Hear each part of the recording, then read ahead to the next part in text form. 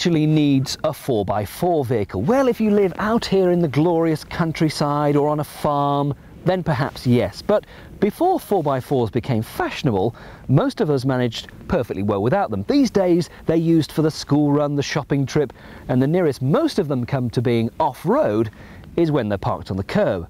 Now, over the years, most manufacturers have had a dabble at the 4x4 market, some more successfully than others. One company that has had reasonable success is Vauxhall with the Frontera. Well, now it's time for a new Frontera, and if you're wondering where it is, this is it. Honest, if we put an old-style Frontera alongside this new one, you'd be hard-pressed to tell the difference, but we're told it is an all-new car. Every single body panel has been redesigned and is new. It has a freshly restyled interior and 2 new engines.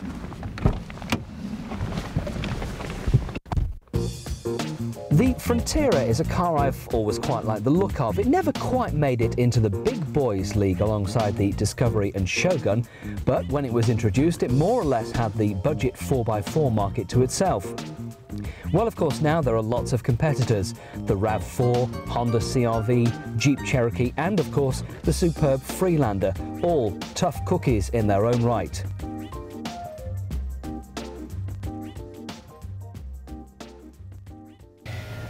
But we've decided today that rather than take the Frontera and give it a road test, have it nipping about town, parking outside our favourite wine bar, we'd bring it out here, into the countryside where this sort of car was, of course, designed for, and take it green laning, and dare I say, get it a bit muddy.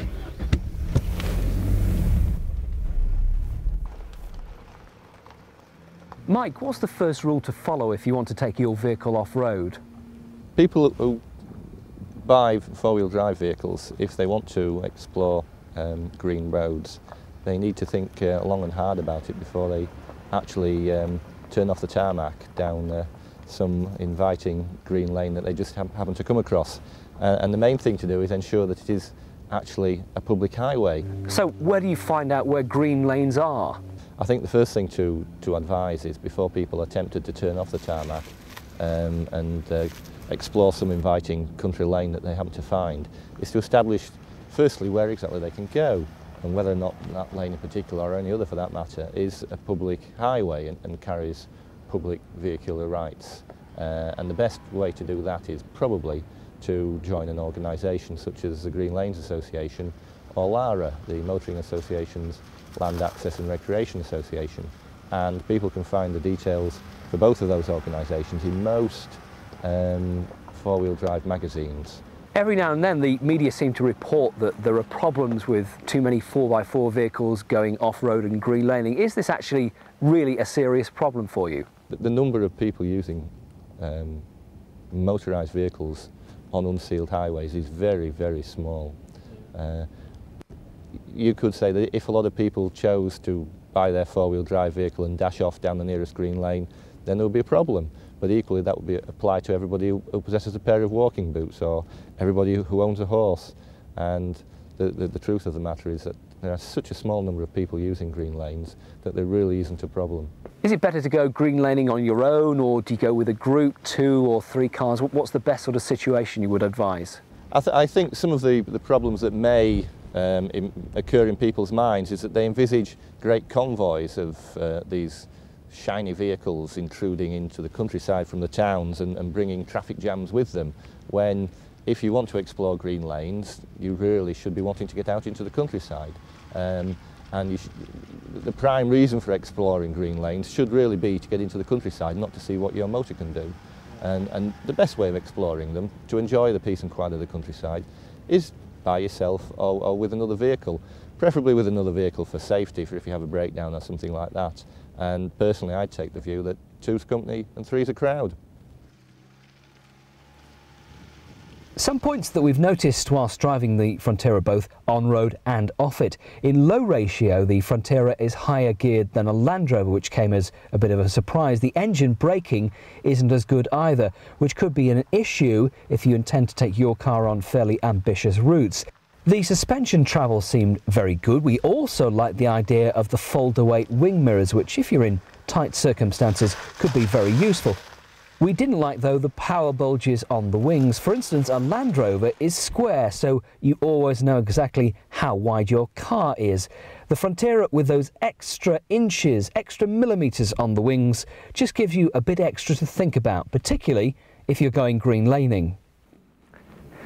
So if you really want to take your 4x4 off-road, or green laning as the correct term should be, and risk a few dents and scratches along the way, just remember those tips from Mike Taylor that we heard earlier. Always check that the lane is public right-of-way and not private. Otherwise you'll probably have some irate farmer chasing after you. 4x4 magazines will give you the best spots to take your vehicle. Also, we've been testing the new Frontera today, and as you can see, it's coped admirably in all the situations we've put it through. Not tremendously testing, but it's a car that you can feel confident in, and we managed to get it a little bit dirty.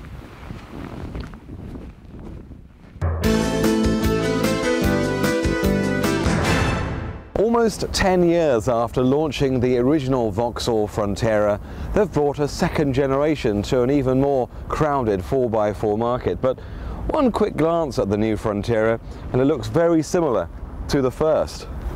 Actually, that's quite deliberate. The Vauxhall Frontera owners like the way it was, in the same way that the Discovery owners didn't want their new Land Rover Discovery to have any radical changes. But the main area to concern with the Vauxhall Frontera always was reliability. Well, that improved with the new model. More on that later. But the general look, it's much curvier. You've got new headlights at the front, and in fact, every panel is different. Well, the tailgate opens nice and wide to get your stuff in. It's a reasonably large boot area. We've got our video equipment in there today, although it should fit in there being lightweight video equipment. One good thing about the Frontera area, you've got plenty of little hooks and straps to secure your load. Extremely important if you are going off-roading and not just standing still in a supermarket car park like we are today. But there again, you're more likely to see these in a supermarket car park, aren't you? But that's a different story. Closing it, something of worry here. Notice that? The wobble. Should we do that again? Action replay. We noticed this at the launch. This is basically the cover for the spare wheel. Now, that's not going to come off or anything, but it does harm the perceived image of quality. It's a shame. Now, inside there's definitely been some work done to improve things. Now, the whole of the dash area has been neatened up considerably, certainly very inoffensive, and it seems quite ergonomic at first glance. The plastic's a little bit hard, although I must admit that the velour cloth used on both the seats and on the door panels, it's good quality stuff. Well, sitting ahead of you, the instrument cluster is logical. To the right of the steering wheel is this neat cluster of switches to control all your lights and the heated wing mirrors. And to the left is this switch, which activates the four-wheel drive, and that illuminates a little symbol on the instrument cluster. And to the left of this, the heater controls. But why are they up here when the stereo and navigation controls are down at the bottom? Which one are you more likely to use? I think somehow the radio, and I think the radio should be up high so that your eyes are not taken off the road. The left knob switches on and controls volume, and the right, depending on what mode you're in, operates the sat-nav, radio tuner and screen display. And if you want to change your CD, you push this little tiny little button here, you move the face of your cover, and there it is. Now, it took our researcher 10 minutes to find the CD player. Thank you very much, Phillips. Well, between the seats are a couple of nice sturdy cup holders and a cubby under your armrest as well. And in the back you get cup holders outside both rear seats, and up top you get a large sunroof, front and rear, to add some light to this otherwise rather dark and gloomy cabin. Now, since this is a test about the urban environment, we're not going to worry about the mud plugging capabilities. We're actually going to look at the turning circle, getting out of an all-important supermarket car park space, and it's not bad at all. The actual turning circle of the Frontera is flipping marvellous. And the advantage of this shape, you can see all four corners, it's great. Although those large C-posts behind do create rather a bit of a blind spot. I don't understand why they're still so thick if there isn't actually the removable roof anymore, which is a bit of a pain. The huge wing mirrors are also a boon, and they actually fold away when not needed as well. The gear change has a very long throw, and it doesn't like to be rushed at all. But there again, if you are after a sports car, well, you shouldn't be after a 4x4 in the first place, should you? Now, moving off, you get no complaints whatsoever from the revised petrol 2.2 engine. It is a willing performer, but there's actually no hiding. It's pulling a fair old weight when it comes down to it. And especially when accelerating hard, the old slow gear change becomes very irritating then. The gearing is actually quite high, 80 miles an hour, 3,500 revs with gear. Not bad, I suppose, but on the motorway, boy, it doesn't accelerate very well at all. It's extremely pedestrian. It does kind of bug you, but there again, this is meant to be a 4x4 off-roader and not a motorway cruiser. Everything is a compromise with every car you buy. Well, one of the claims of this new Frontera that it is meant to be 50% quieter. I'm not quite sure how they worked that figure out, but our experience does show a definite improvement in the cabin interior sound. And we hear a muted tyre hum and the engine only becomes rough and raucous at high revs. Otherwise, it is quite good.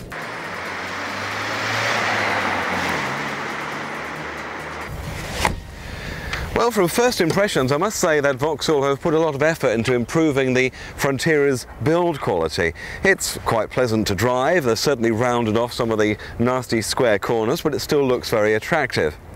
Now, Vauxhall are putting the Frontera smack between the Land Rover Discovery and the Freelander. But this time round, the market is much more crowded, it is much more competitive, and it will only survive if it can dispel those images from the Mark I Frontera of those nasty reliability problems. We wish it well.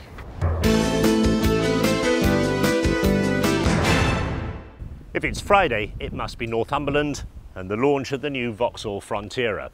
Now, how many times have you heard a manufacturer claim that their new vehicle, which looks to all intents and purposes exactly the same as the old one, is in fact totally new from the wheels up? Well, Vauxhall have joined that club. Let's open the box and see what they've got in store for us.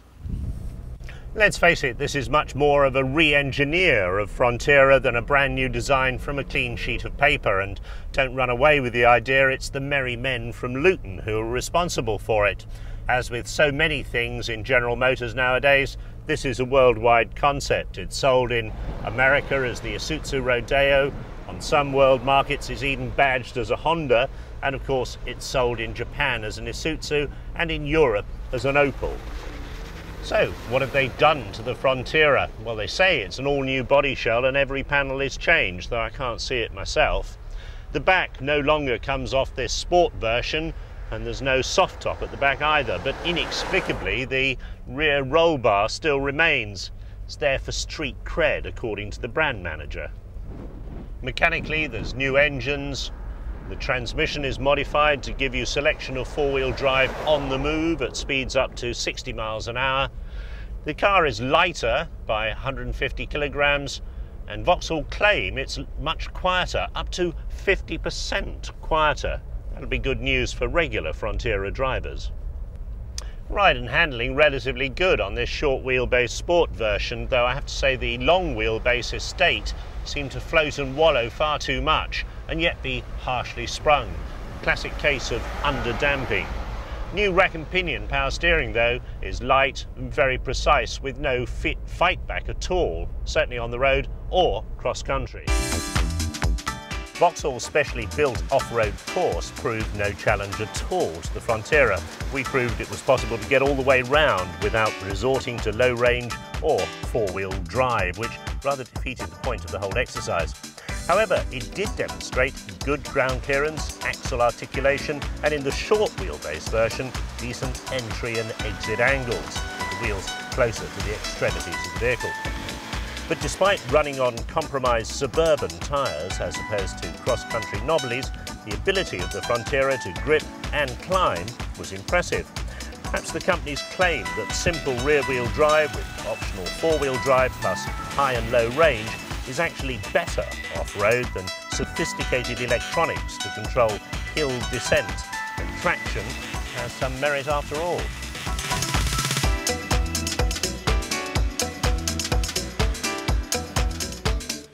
David, looking after quality with Frontera, I mean, you have had your problems. Yes, we don't deny that. The history of the vehicle, we have had criticism and it's been justified. What have you done to try and put that right? Well, the first thing, I'd say the most positive thing is we haven't denied it. Every criticism we've taken and we've looked into. Obviously with the previous model, we were able to introduce fixes to concerns. But I think the most important thing is that we had a team of engineers, both with our Isuzu partners, looking at all those problems before we went to the design of the new vehicle, so that we could design those out and improve the overall vehicle. What for you is the most important change with the new car? The most important change for me as a quality man is the influence we've been able to have on how the car is built. So to guarantee, you can guarantee the quality of any prototype car, of a pre-production car. To guarantee 100% quality and right first time, you have to design that into being able to build the car and to allow our people on our production lines the easiest method that the car can be assembled and assembled efficiently.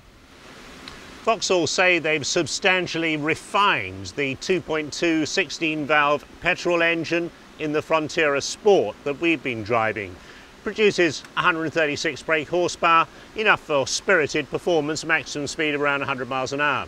However, there's a new V6 3.2 litre, well over 200 brake horsepower, and that's in the top of the range long wheelbase estate.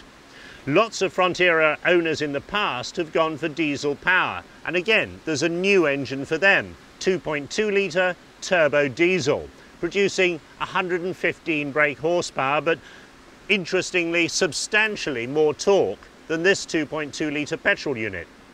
Now, diesel owners tend to tow. They tow big caravans, horse boxes, boats on trailers.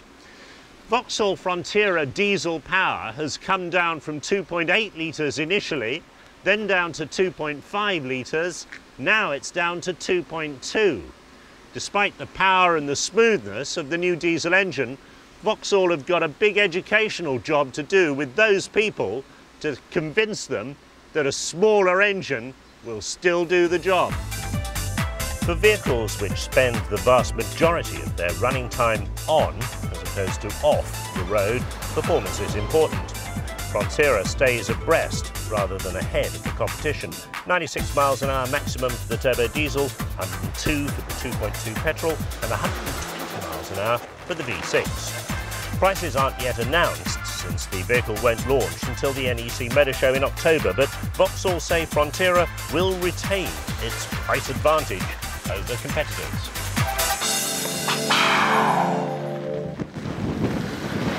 Vauxhall say that the weight saving they've made in the body shell hasn't compromised the strength in any way. Don't like the way this rear wheel vibrates when you shut the door though.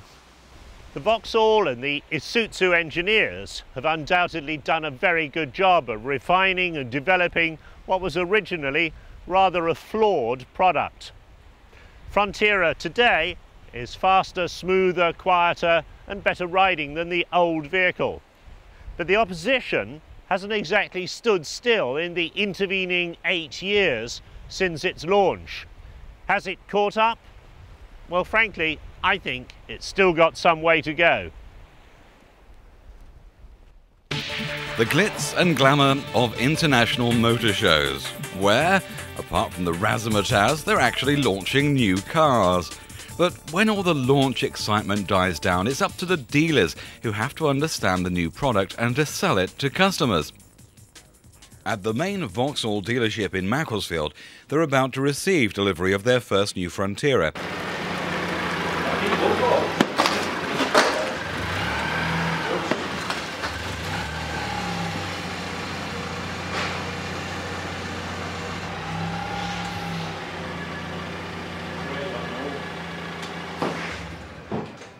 This is it then. There you go. This is it. I'll talk us around this. You've been on the course, you know it all. What do you think? Beautiful, isn't it? Nice impression. When the original Frontera came in, and this was one of the first back in 1991, it was a pioneer, but it was quite rugged and I won't say rough and ready, but I think the market's demands have changed since then. Now the market wants a much more sophisticated vehicle, and of course that's what the new Frontera is. It's been improved by 50% in the sound that the product emits. It's got new engines, it's got a new transmission. It hasn't got the same body panel on it as the old one, although they've managed to retain the same looks. So it's a new product right through. The team at the dealership hadn't had that much time to fully get to appreciate the new Vauxhall Frontera yet, but an eager customer has heard that this was the day when he'd have his first chance to see the new off-roader. Chris Betts may be retired, but he's certainly an adventurous type. Chris has climbed Everest a few times as one of his exploits and has taken both his Fronteras he's owned to the limit. But will the new Frontera pass the Chris Betts test? Hello, Mr. Betts.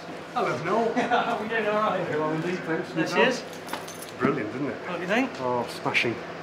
First impressions? It really is nice. Yeah? Yeah. They've really changed the front a lot, haven't they? Yeah, we've changed the grille slightly. Leather steering Quite a wheel lot. inside there. Quite a bit of difference. Oh, I can't wait to have a go in it. It's a lovely car. I'll tell you what, I think we should go and take it for a drive. Yeah, brilliant. Yeah?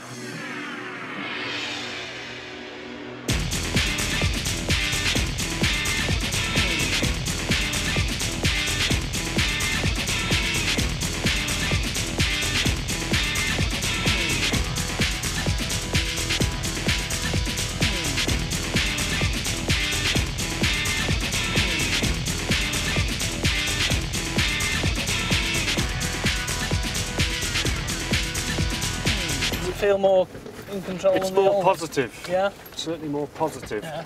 And I think that's got something to do with the power steering. It's certainly got a different power steering than mine.